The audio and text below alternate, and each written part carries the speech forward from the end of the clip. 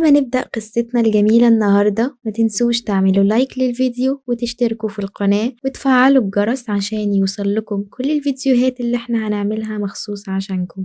يلا بينا يا أطفال نسمع قصة جديدة وممتعة ونتعلم منها درس جديد في قناة 24 ساعة مع طفلك. يلا بينا. كان يا مكان ولا يحلى الكلام إلا بذكر النبي عليه الصلاة والسلام. كان في ولد جميل حلو وشطور اسمه إسلام. مامته كانت بتحبه قوي قوي وكانت دايما بتعتمد عليه، كانت بتخليه يروح يجيب لها حاجات من السوبر ماركت اللي جنبهم. ما هو شاطر ويقدر يروح ويجي ويخلي باله من نفسه. وهو ماشي في الطريق يا أصدقائي شاف كلب صغير قاعد كده لوحده، فرح إسلام وقال ايه ده؟ قال كلب صغير وجميل، ياه شعره جميل جدا وشكله جميل برضو، انا هروح العب معاه. وهنا يا اصدقائي فعلا راح اسلام ناحية الكلب وبعدين قرر اللي هو خلاص هيلعب معاه. الله ايه ده؟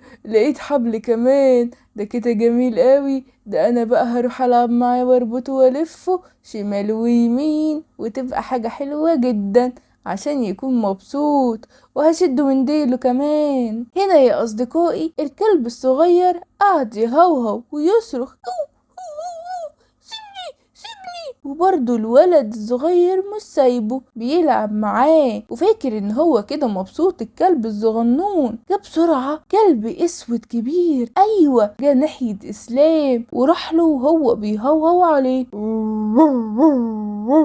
ايه ده ايه ده ايه ده؟ ايه الكلب اللي طلعلي مرة واحدة ده؟ انت عايز ايه؟ خده اهو. لا سيبني سيبني، انت خايف على الكلب الصغير، انا كنت بلعب معاه، انا اسف. وانت ايه اللي خلاك تعمل كده؟ هو انت يعني دلوقتي لما انا اجي واربطك بقى من رقبتك واشدك هينفع يعني؟ انا بفتكر هو اللعب كده مع الكلاب والحيوانات، حقك عليا، انا مش هعمل كده تاني، انا اسف. وهنا يا اصدقائي فضل يتأسف اسلام للكلب الكبير اللي كان عايز يضربه، وفعلا هو هجم عليه بس ما عورهوش قوي يعني، خرب الصغننه. وجرى بسرعة اسلام على البيت، راح لمامته وحكى لها الحكاية وقال لها يا ماما ماما ايه يا ابني يا حبيبي في ايه؟ الكلب هجم عليا وجرى ورايا وكان هيعضني. ليه؟ ايه اللي جرالك؟ عمل لك حاجة؟ انا كنت بلعب مع الكلب الصغير الابيض، كان شعره جميل وعجبني قوي. تعالوا نكمل قصتنا الجميلة ونشوف هيحصل ايه. فلقيت الكلب الكبير جه عليا هجم وكان هيعضني. عمل لك حاجة؟ طب انت اذيته؟ اكيد اذيته. عملت له ايه؟ لا والله انا كنت بلعب مع الكلب الصغير لقيته مرة واحدة طلعلي ومش عارف عايز ايه. يا ابني انت حدفته بطوبة ولا عملت ايه؟ قول الحقيقة. ما عملتش حاجة يا ماما، انا كنت بشده من ديله وبلعب معاه. ايه بتشده من ديله؟ ازاي؟ ايه اللي انت بتقوله ده؟ يعني انا دلوقتي اشدك من شعرك واوجعك واقولك انا بلعب معاك؟ ازاي كده؟ ازاي؟ ما انا افتكرت هو ده اللعب مع الكلاب والحيوانات. لا يا ابني مفيش الكلام ده. وعملت له ايه كمان؟ وربطته ولفيت بيه شمال واليمين. معقولة؟ لا لا لا لا، ازاي؟ ما ينفعش يا حبيبي. والكلب الصغير عامل ايه دلوقتي؟ الكلب الصغير مرة واحدة لقيت كلب كبير هجم عليا معاه، شكله تبعه. ما هو اكيد يبقى صاحبه وكان خايف عليه. المهم انت دلوقتي كويس، ما فاكش اي حاجة الحمد لله، وكمان الكلب الصغير كويس. عايزك تعرف حاجتين انت غلطت فيهم. ايه يا ماما؟ اول حاجة ان انت اتأخرت عليا من غير ما تستأذني، خدت وقتك ورحت ولعبت مع الكلب في الشارع واتأخرت عليا وانا كنت طالبة منك حاجات، صح ولا لا؟ صح يا ماما، بس انا عجبني الكلب ده وكنت عايز اخده فقلت ان انا العب معاه شوية. ما ينفعش، ماما بعتاك لمكان تعمل ايه؟ اروح المكان وما تأخرش واجي بسرعة. شاطر يا حبيبي، ايوه كده.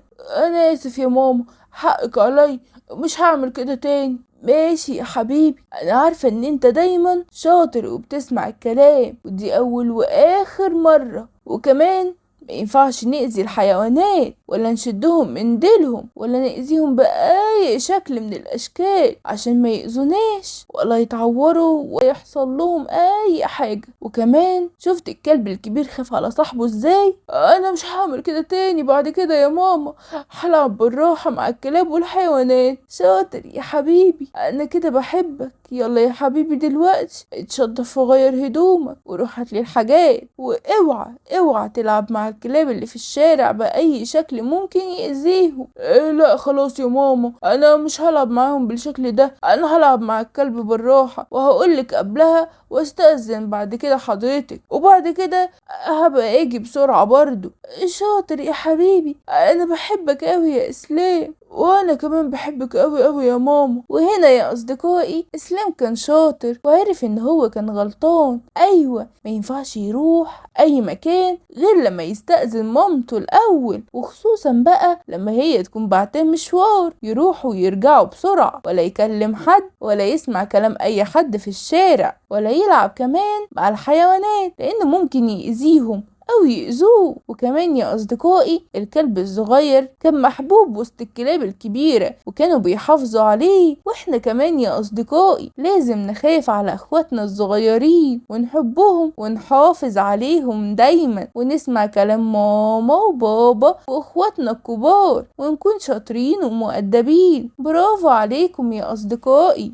اكتب لنا في التعليقات الكلب الأسود عمل ايه لما شاف إسلام بيشد الكلب الصغير من ديله وبيضايقه، وليه مهم اننا نساعد الحيوانات وما نأذيهاش. واكتب لنا في التعليقات ايه احسن قصة سمعتها في القناة واتعلمت منها ايه. ودلوقتي هنشوف صور أصدقائنا الحلوين والمتفوقين، متفوقي مدرسة الياسمين الخاصة. أسامة ولد شاطر وذكي وبيحب المدرسة ودايما بيجتهد عشان يكون الأفضل، وبيحب قناة 24 ساعة مع طفلك. وزين ولد ذكي وشاطر ودايما بيذاكر بجد وبيحب النجاح وعنده إرادة قوية قوي وبيحب قناة 24 ساعة مع طفلك. وسليم ولد ذكي ومجتهد ودايما بيحب يتعلم ويطور من نفسه وبيذاكر بجد وبيحب ماما وبابا ودايما بيفرحهم بنجاحه وبيحب قناة 24 ساعة مع طفلك. ونورسين بنت متميزة ودايما بتحب التفوق وبتذاكر بجد وبتسعى تحقق أحلامها وبتحب قناة 24 ساعة مع طفلك. وهنا شطورة جدا في المدرسة وبتسمع الكلام ودايما مجتهدة وبتحب بابا وماما وبتحب قناة 24 ساعة مع طفلك. وكندا بنت ذكية وشطورة وبتحب المذاكرة قوي ودايما بتحاول تكون الأفضل وبتسعى للنجاح وبتفرح ماما وبابا بتفوقها وبتحب قناة 24 ساعة مع طفلك. وريماس بنت شاطرة ومجتهدة وبتحب الدراسة ودايما بتحاول تكون الأفضل وعندها طموح كبير قوي وبتفرح ماما وبابا بتفوقها وبتحب قناة 24 ساعة مع طفلك. وآدم ولد شاطر وذكي ودايما بيجتهد وبيحب يتعلم حاجات جديدة وعنده طموح كبير قوي ودايما بيحاول يكون من الأوائل وبيحب قناة 24 ساعة مع طفلك. وعمر ولد مجتهد وذكي ودايما بيحب يتعلم الجديد وعنده عزيمة قوية وبيفرح ماما وبابا بنجاحه وبيحب قناة 24 ساعة مع طفلك. وسندس بنت شطورة وذكية ودايما مجتهدة وبتحب تتعلم حاجات جديدة وبتحب ماما وبابا بتحب قناة 24 ساعة مع طفلك. وإيثار بنت مجتهدة ومتميزة وبتحب التعلم ودايما بتسعى للنجاح وعندها طموح كبير وبتحب قناة 24 ساعة مع طفلك. وأروى بنت ذكية ومجتهدة وبتحب المذاكرة ودايما بتسعى للنجاح وعندها طموح كبير وبتحب تفرح ماما وبابا بتفوقها وبتحب قناة 24 ساعة مع طفلك. بعد ما سمعنا قصتنا الجميلة النهاردة اوعى تكون نسيت تعمل لايك واشتراك للقناة وتفعل الجرس عشان يوصلك كل الفيديوهات اللي احنا بنعملها عشانك. بعد ما سمعنا قصتنا الجميلة النهاردة تعالوا معايا نسمع قصص أكتر في قناة 24 ساعة مع طفلك. يلا بينا.